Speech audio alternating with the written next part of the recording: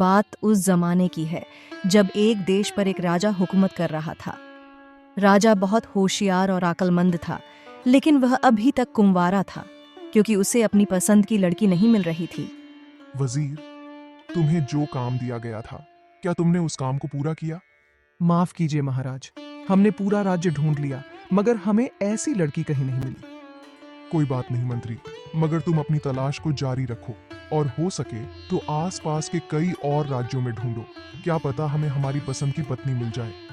जी महाराज। राजा चाहता था कि उसकी रानी इतनी खूबसूरत हो कि चांद भी देखे तो वह शर्मा जाए, और वह समझदार इतना हो कि बड़े बड़े विद्वान भी उसके सामने पानी भरें।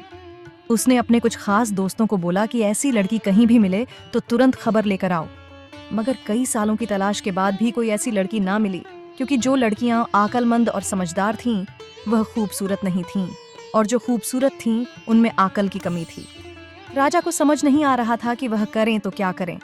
उसको दिन रात यही चिंता रहती थी कि उसके बाद उसके राजगढ़ का हकदार कौन बनेगा। महाराज, अगर बुरा न मानो तो मैं आपसे एक बात कहना चाहता हूँ। ठीक है मंत्री, बोलो तुम कहना क्या चाहते हो। महाराज, अगर मेरी मानो तो आप एक गरीब आदमी को भेष बदल कर एक राज्य से दूसरे राज्य घूमने जाओ।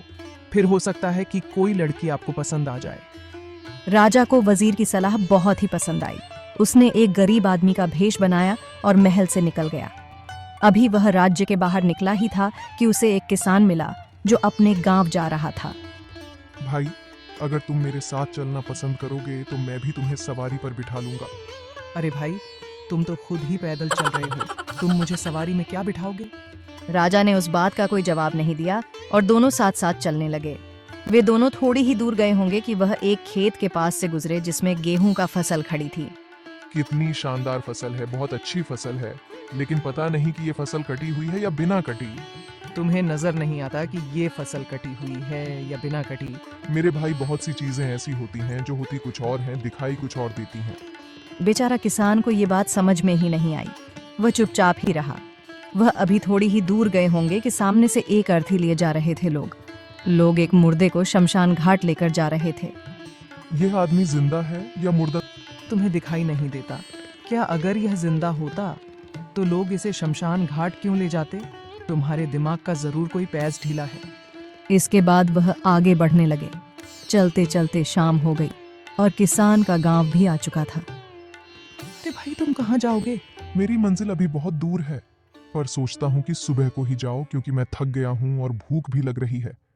तुम्हारे गांव में कोई सराय तो होगी, देहाती बहुत मेहमान नवाज होते हैं। किसान ने सोचा, बेचारा इतनी रात को कहाँ जाएगा, कहाँ धक्के खाता, फिर पता नहीं इसके पास पैसा भी है या नहीं। क्यों ना इसे अपने घर पर ही ले चलूं। एक रात की ही तो बात है, सुबह तो ये चला जाएगा।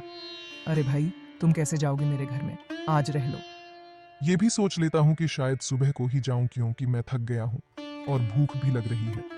फिर उसी गांव में राजा को एक खूबसूरत और अक्लमंद लड़की मिल गई जो किसान ही की बेटी थी।